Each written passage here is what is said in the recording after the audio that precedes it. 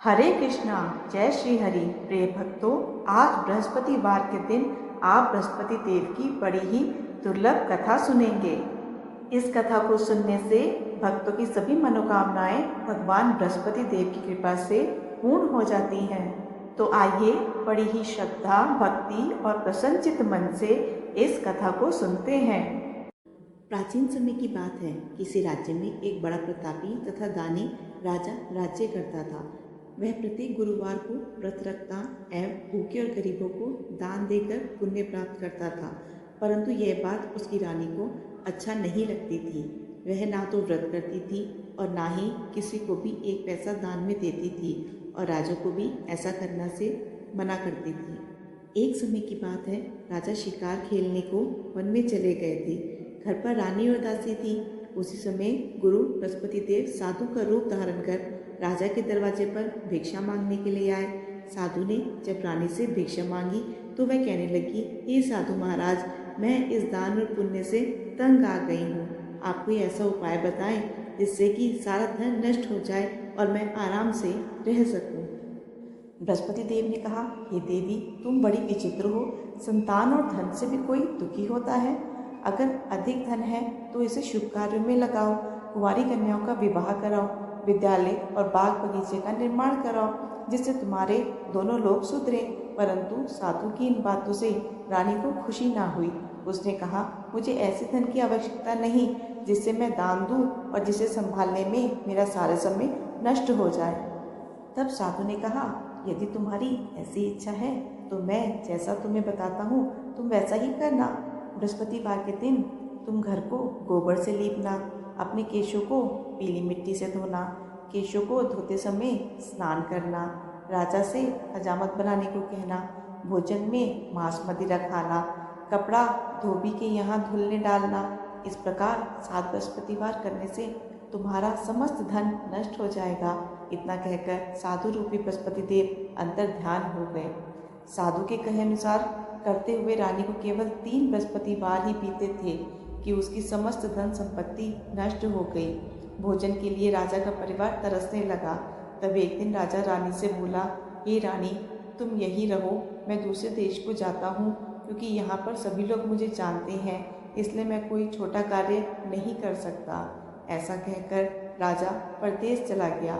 वहाँ वह जंगल से लकड़ी काट कर लाता और शहर में बेचता। इस तरह वह अपना जीवन व्यतीत करने लगा। इधर राजा के परदेश जाते ही रानी और दासी दुखी रहने लगे।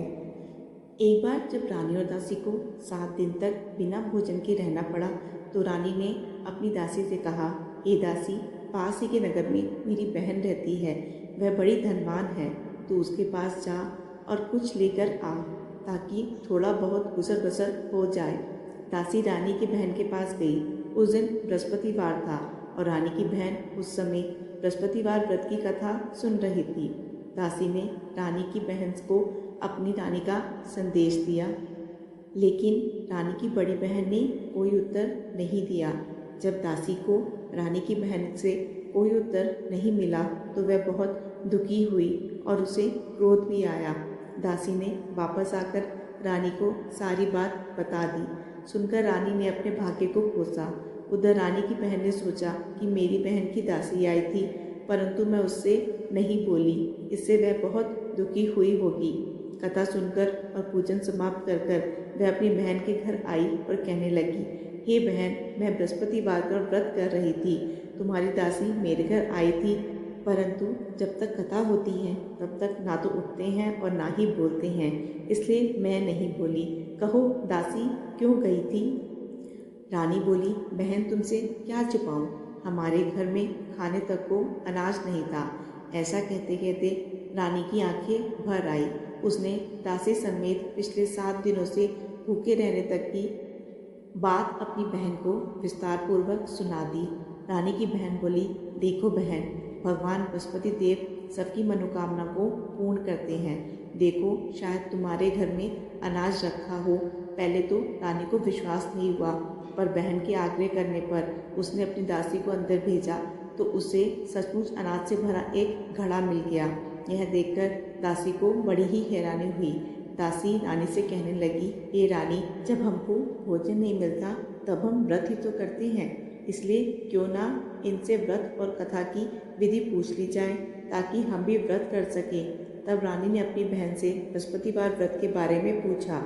उसकी बहन ने बताया, बृहस्पतिवार के व्रत में चने की दाल और मुनक्का से विष्णु भगवान जी का केले की जड़ में पूजन करें तथा दीपक जलाएं, व्रत कथा सुने और पीला भोजन ही करें। इससे बृहस्पति देव प्रसन्न होते हैं।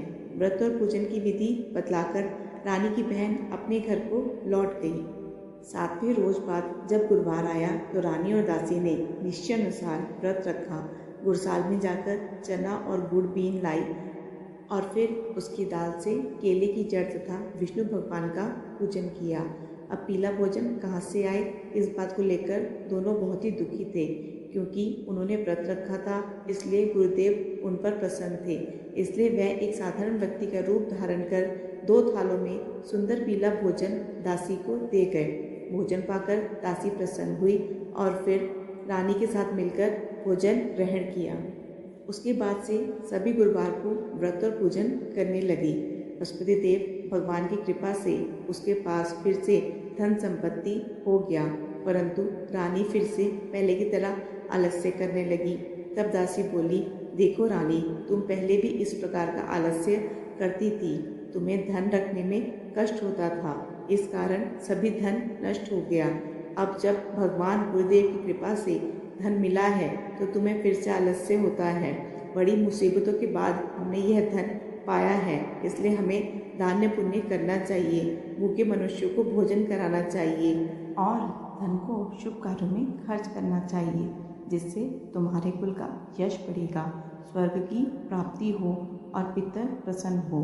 दासी की बात मानकर रानी अपना धन शुभ कार्यों में खर्च करने लगी, जिससे पूरे नगर में उसका यश फैलने लगा। वहीं दूसरी ओर एक दिन राजा दुखी होकर जंगल में एक पेड़ के नीचे आसन जमाकर बैठ गया। वह अपनी दशा को याद करके व्याकुल होने लगा। बृहस्पतिवार का दिन था।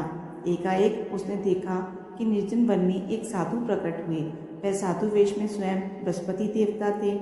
लकड़हारे के सामने आकर बोले, हे लकड़हारे, इस सुनसान जंगल में तू चिंतामग्न क्यों बैठा है?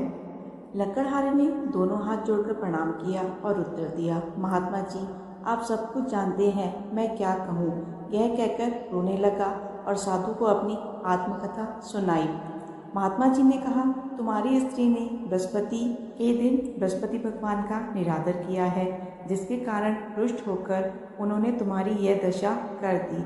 अब तुम चिंता को दूर करके मेरे कहने पर चलो तो तुम्हारे सब कष्ट दूर हो जाएंगे और भगवान पहले से भी अधिक संपत्ति देंगे। तुम बृहस्पतिवार के दिन कथा किया करो।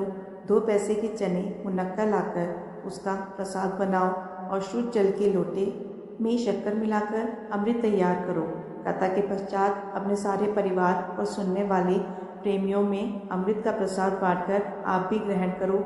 ऐसा करने से भगवान तुम्हारी सब मनोकामनाएं पूरी करेंगे। साधु के ऐसे वचन सुनकर लकड़हारा बोला, हे प्रभु, मुझे लकड़ी बेचकर इतना पैसा नहीं मिलता जिससे भोजन के उपरांत कुछ बचा सकूं। मैंने रात्रि में अपनी स्त्री को व्याकुल देखा है, मेरे पास कुछ भी नहीं जिससे मैं उसकी खबर मंगा सकूं। साधु ने कहा, हे लकड़हारे, तुम किसी बात की चिंता मत करो। बृहस्पतिवार के दिन तुम रोजाना की तरह लकड़ियां लेकर शहर को जाओ। तुमको रोज से दुगना धन प्राप्त होगा, जिससे तुम भली भांति भोजन कर लोगे तथा बृहस्पति देव की पूजा का सामान भी आ जाएगा। इतना कहकर साधु अंतर्ध्यान हो गए।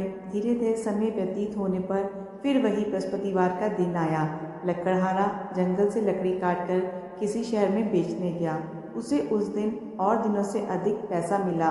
राजा ने चना गुड़ आदि लाकर गुरुवार का व्रत किया। उस दिन से उसके सभी कलेश दूर हुए, परंतु जब दोबारा गुरुवार का दिन आया तो बृहस्पतिवार का व्रत करना भूल गया। इस कारण बृहस्पति भगवान नाराज हो गए। उस दिन उस नगर के राजा ने विशाल यज्ञ का आयोजन किया तथा शहर में यह घोषणा करा दी कि कोई भी मनुष्य अपने घर में भोजन ना बनावे, ना आग जलावे, समस्त जनता मेरे यहाँ भोजन करने आवे। इस आज्ञा को जो ना मानेगा उसे फांसी की सजा दी जाएगी। इस तरह की घोषणा संपूर्ण नगर में करवा दी गई। राजा की आज्ञा अनुसार शहर के सभी लोग भोजन करने गए, लेकिन लकड़हारा कुछ देर से पहुंचा, इसलिए राजा उसको अपने साथ घर लिवा के ले आए और ये जाकर भोजन करा ही रहे थे कि रानी की दृष्टि उस खूंटी पर पड़ी जिस पर उसका हार लटका हुआ था। वह वहाँ पर दिखाई नहीं दिया। रानी ने निश्चय किया कि मेरा हार इस मनुष्य ने चुरा लिया है। उसी समय सिपाहियों को बुलाकर उसको कारागार में डलवा दिया। जब लकड़हारा कारागार में पड़ गया और बहुत दुखी होकर विचार करने लगा कि ना जाने कौन से पूर्व जन्म के कर्म से मुझे यह दुख प्राप्त हुआ है, और उसी साधु को याद करने लगा जो कि जंगल में मिला था।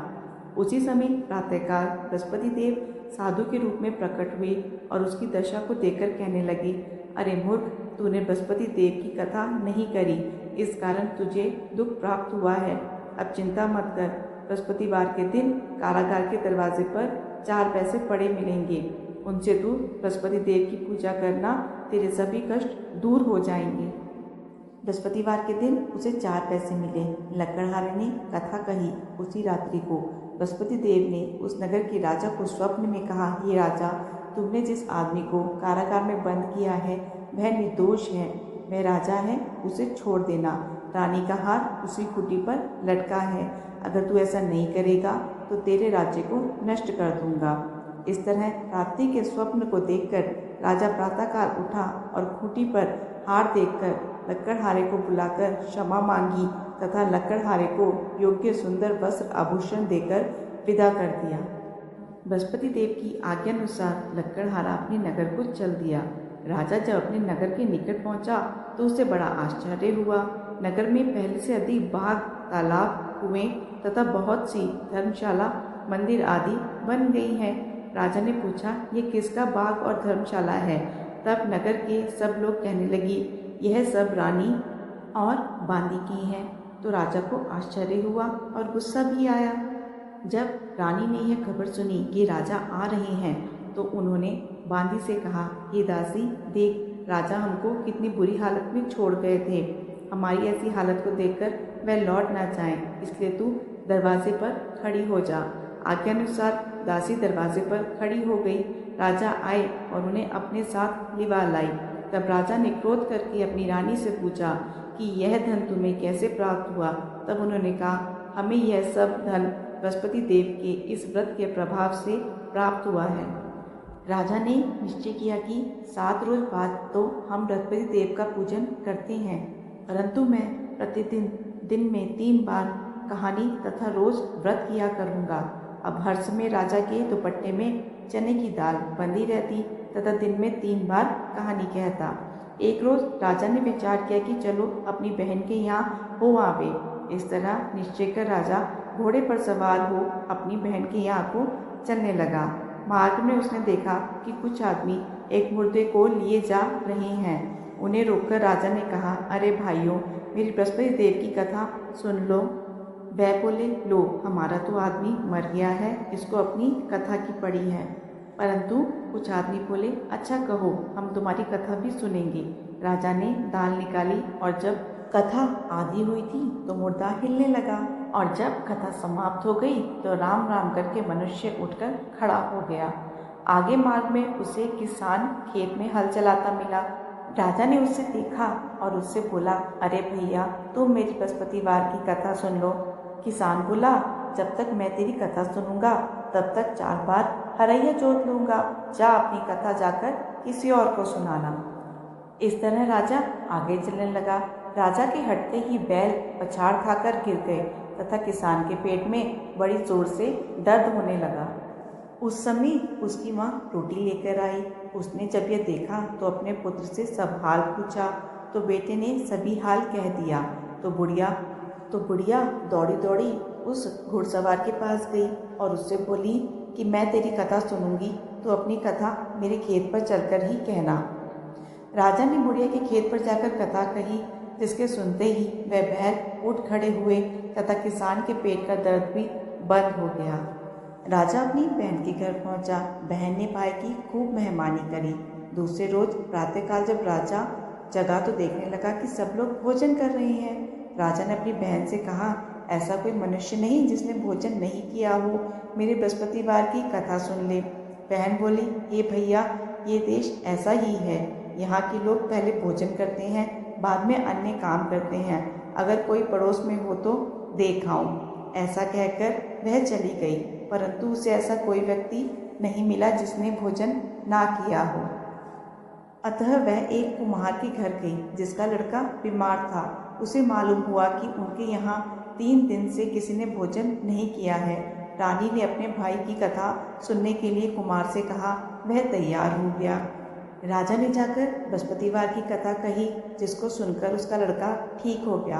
अब तो राजा की प्रशंसा होने लगी। एक रोज़ राजा ने अपनी बहन से कहा कि बहन, हम अपने घर को जाएंगे, तुम भी तैयार हो जाओ। राजा की बहन ने अपनी सास से कहा। सास ने कहा, हाँ चली जा, परंतु अपने लड़कों को मत लेके जाना, क्योंकि तेरे भाई की कोई औलाद नहीं है। बहन ने अपने भैया से कहा, हे भैया, मैं तो चलूँगी, पर कोई बालक नहीं जाएगा। राजा बोला, जब कोई बालक ही नहीं चलेगा तब तुम ही क्या करोगी। बड़े दुखी मन से राजा अपने नगर को लौट आया। राजा ने अपनी रानी से कहा, हम निर्वंशी हैं, हमारा मुंह देखने का धर्म नहीं है और कुछ भोजन आदि नहीं किया। रानी बोली, हे प्रभु, बृहस्पति देव ने हमें सब कुछ दिया है, वह हमें औलाद अवश्य देंगे। उसी रात को बृहस्पति देव ने राजा के स्वप्न में कहा, हे राजा, उठ, सभी सोच त्याग दे, तेरी रानी गर्भ से है। राजा को यह बात सुनकर बड़ी खुशी हुई। 9वें महीने उसके गर्भ से एक सुंदर पुत्र पैदा हुआ। तब राजा बोला, हे रानी, स्त्री बिना भोजन के रह सकती है, पर बिना कहे नहीं रह सकती। जब मेरी बहन आवे तो मुझसे कुछ मत कहना। रानी ने सुनकर हाँ कर दिया। जब राजा की बहन ने यह शुभ समाचार सुना तो वह खूब खुश हुई तथा बधाई लेकर अपने भाई के यहाँ आई। तभी रानी ने कहा, घोड़ा चढ़कर तो नहीं आई, गधा चढ़ी आई। राजा की बहन बोली, भाभी, मैं इस प्रकार ना कहती तो तुम्हें औलाद कैसे मिलती। बृहस्पति देव ऐसे ही हैं, जैसे जिसके मन की कामनाएं हैं सभी को पूर्ण करते हैं। जो सद्भावना पूर्वक बृहस्पतिवार का व्रत करता है एवं कथा पढ़ता है अथवा सुनता है, दूसरों को सुनाता है, बृहस्पति देव उसकी सभी मनोकामनाएं पूर्ण करते हैं। भगवान बृहस्पति देव उसकी सदैव रक्षा करते हैं। संसार में जो मनुष्य सद्भावना से भगवान जी का पूजन व्रत सच्चे हृदय से करते हैं तो उनकी सभी मनोकामनाएं पूर्ण करते हैं। जैसे सच्ची भावना से रानी और राजा ने उनकी कथा का गुणगान किया और उनकी सभी इच्छाएं बृहस्पति देव जी ने पूर्ण की, इसीलिए पूर्ण कथा सुनने के बाद प्रसाद लेकर जाना चाहिए। हृदय से उनका मनन करते हुए जयकारा बोलना चाहिए। बोलो बृहस्पति देव की जय, भगवान विष्णु की जय। आज के दिन भगवान विष्णु की इस कथा को सुनने वाले की सब मनोकामनाएं प्रभु पूर्ण करते हैं।